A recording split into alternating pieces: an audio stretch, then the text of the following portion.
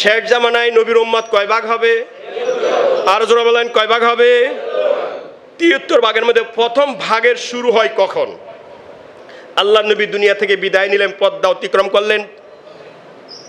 30 বছর সময়কালকে বলা হয় খেলাফতের সময়কাল, খোলাফায়ে রাশেদার সময়। কয় বছর?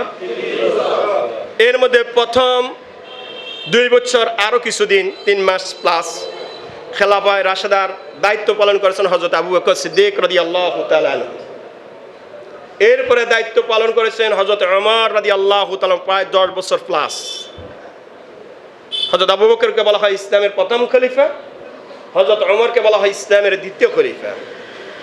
3 নম্বরের দায়িত্বে আসেন হযরত উসমান জিন্নুরাইন রাদিয়াল্লাহু তাআলা আনহু। তার খেলাফতের সময়কাল প্রায় 12 বছর। 12 বছরের মধ্যে প্রথম 6 বছরে কোনো ঝামেলা নাই। 6 বছর পর থেকেই ঝামেলা শুরু। এই ঝামেলাটা কে তৈরি করলো? ঝামেলাটা তৈরি করলো, সবাই মন দেন, এদিকে মন দেন, এদিকে মন দেন, খেয়াল করেন। ঝামেলাটা কে তৈরি করলো? দেখুন, শয়তান চিনতে হবে, শয়তান চিনতে হবে। আমার এক ওস্তাদ বলছিলেন, এই বেটা, শয়তান চিনা বড় কঠিন, তবে বুদ্ধি শুদ্ধি যদি ভালো থাকে তাহলে শয়তান চিনতে পারবি। কেমনে? তোমার শয়তান তুমি যেমন হইবে তোমার শয়তানও সেরকম হইবে। তুমি যদি হুজুর হও তোমার শয়তানটাও হুজুর, তুমি যদি মাস্টার হও তোমার শয়তানটাও মাস্টার, তুমি যদি ডাক্তার হও তোমার শয়তানটাও ডাক্তার। বুঝেন না মনে কথাটা? তুমি যদি হুজুর হও তোমার শয়তান কিরকম হয়ে যাবে? তোমার কাছে মাস্টারের সুরতে শয়তানি করতে আসতো না, সে তোমার চেয়ে বড় হুজুরের সুরত দান করে তোমার সামনে আসবে। আর তুমি যদি মাস্টার হও তোমার সামনে তোমার শয়তানটা মাস্টারের সুরত ধরে আসবে। তুমি যদি কৃষক হও তোমার কাছে শয়তান হুজুর হয়ে যাবে না, তোমার কাছে শয়তান যাবে কৃষক হয়ে যাবে। হযরত উসমান রাদিয়াল্লাহু তাআলা খেলাফতের 6 বছর যাওয়ার পরে ইসলামী খেলাফতের 30 বছরের হাদিসের বক্তব্য আর মাত্র 5 বছর বাকি আছে। এক ইয়াহুদ মুসলিম বেশ ধারণ করে মুনাফিকের চরিত্রে ধারণ করেছে।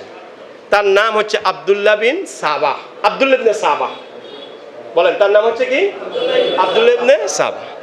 সে প্রথমে মুসলমানের দলের মধ্যে প্রবেশ করে, মুসলমান হিসাবে থাকে, সামনের কাতারেই বসে, প্রয়োজনে সামনের কাতারেই কি বসে।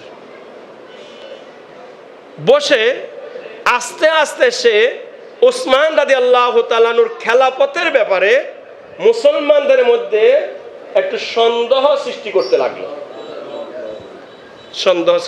হযরত উসমান রাদিয়াল্লাহু তাআলা আনহু যে দায়িত্ব নিয়েছেন এই দায়িত্বটা কি সঠিক কিনা, এটা নিয়ে আস্তে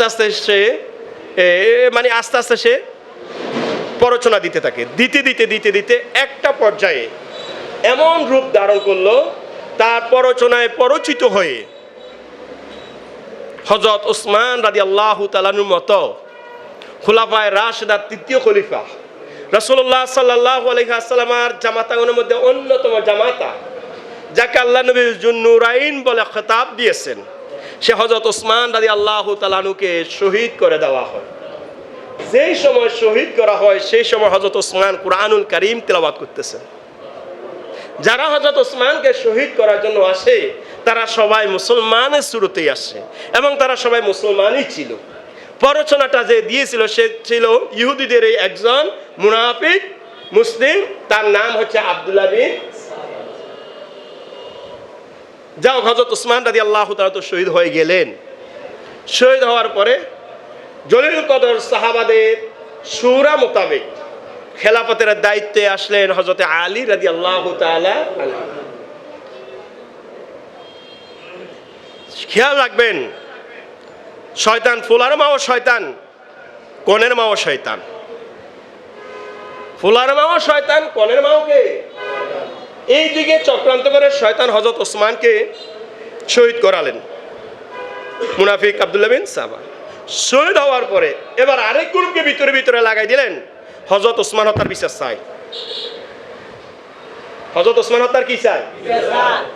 কে ভুলে গেছে? নাম বলেন। আব্দুল্লাহ বিন সাবাহ। এই গ্রুপটা লাগাই দিছে মার, ওই গ্রুপে লাগাই দিছে তোরা এবার বিশ্বাস না, তারা নাউজুবিল্লাহ কয় না। আরো জোরে বলেন না নাউজুবিল্লাহ। এই চরিত্রের মানুষ বাংলাদেশে নাই। আরো জোরে বলেন এই চরিত্রের মানুষ বাংলাদেশে। হুজুর সব ঠিক আছে, হিসকেরা যায় হুজুর ইয়া কইলো গতি সাবেকটা এই জ্বালাতে না সব কি কোন দিকে বেশ সময় গেছে জানা এই কথা কয় না, আছে না এরকম? খেয়াল রাখবেন, পরচিত হচ্ছে সে কি হচ্ছে? পরচিত হচ্ছে। সে এদিকে লাগিয়ে দিল হযরত ওসমানকে শহীদ করা হয়ে গেল, এদিকে আবার সে কি হয়ে গেল? শুরু হয়ে গেল। সংক্ষেপে বলছি, ইসলামের ইতিহাসে দুইটা বড় যুদ্ধ হয়েছে। একটা যুদ্ধের নাম হচ্ছে জঙ্গে জামাল, যে যুদ্ধে নেতৃত্ব দিয়েছেন উম্মুল মুমিনিন হযরত আম্মা আয়েশা সিদ্দিকা রাদিয়াল্লাহু তাআলা আনহা। আয়েশা রাদিয়াল্লাহু তার এমন পড়াশোনা, আয়েশা হযরত আলীর বিরুদ্ধে, হযরত আলী আয়েশার বিরুদ্ধে যুদ্ধ। কি মনে করছেন আপনি? বাসার ভাই কথা বলেন না। এতদিন যে আয়েশা এবং আলী একজন রাসূলের সম্মানিত স্ত্রী আর একজন রাসূলের সম্মানিত জামাতা, আজকে দুইজনের বিরুদ্ধে কি বলেন না কি নাম? কি ইতিহাসে এটার নাম কি? জঙ্গে জামাল। আরেকটা যুদ্ধ সমস্যা আমার জঙ্গে সিপ্পিন।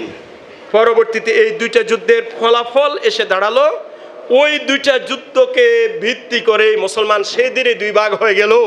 একটা ভাগের নাম হলো শিয়া, আরেকটা ভাগের নাম হলো সুন্নি। ভাইরা আমার, এরপর আরো বিভিন্ন ফিরকা আসবে। বাকি এখন শিয়া ভাগ হলো, এটা না বললাম। শিয়ারা ভাগ হয়ে শিয়ারা কি আকীদা পোষণ করলো সেটা তো আমাদের জানা দরকার, এবং বর্তমানে শিয়ারা কোন রূপে আছে সেটাও তো জানা দরকার। কি বলেন, জানা দরকার আছে কিনা? কিন্তু আমার তো সমস্যা, আপনারা কি করবেন বলেন? আগামী জুমা কি চালাবো এটা নাকি আরেক বিষয় নিব? চলবে। এবার শিয়ারা তো আমার উপর চড়াও হইয়া বড় হুজুর সাথে বেলাল ভাইয়ের কাছে 80 প্রস্তাব দিবে, একটা বেলাল ভাই কিনবে, হ্যাঁ? অথবা সরাসরি বেলাল বাইরে দিলে হইতো না, আসবো আরেক জায়গা, একটা কথার কথা। এবং এটাই বাস্তবতা হবে, আমি বলছি, শুনে রাখেন, লিখে রাখেন, আজ নয় কাল নয় পরশু। কারণ আমি যা আজকে তাদের বিরুদ্ধে বক্তব্য দিচ্ছি, আমি যতদিন বেঁচে থাকবো ততদিন তারা আমার বিরুদ্ধে থাকবে। তবে আমার একটা হিম্মত আছে, ইনশাআল্লাহ তারা নয় তাদের পুরো 14 গোষ্ঠী যদি আমার বিরুদ্ধে লাগে, ইনশাআল্লাহ আমার কোনো ক্ষতি হবে না। কি হবে বলেন? হবে। সর্বোচ্চ আমি শহীদ হয়ে যেতে পারি, যেভাবে শহীদ হয়েছেন হযরত ওসমান, যেভাবে শহীদ হয়েছেন হযরত আলী, যেভাবে শহীদ হয়েছেন হযরত হুসাইন রাদিয়াল্লাহু তাআলা, এতটুকু হবে, এর বাইরে তো আর কিছু নয়। তবে আপনাদেরকে আমি বলছি, আমি এই শিয়াদের মুখোশ উন্মোচন করবো এই মসজিদ ইনশাআল্লাহ।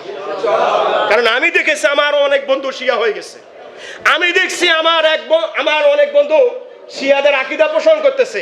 সে যে শিয়া আকীদাতে জর্জরিত হয়ে গেছে সে নিজেও জানে না, সে নিজেও গিয়া।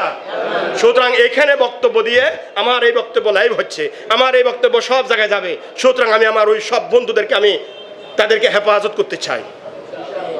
আপনারা হেফাজত হতে রাজি আছেন তো ইনশাআল্লাহ? সবাই রাজি আছেন তো ইনশাআল্লাহ?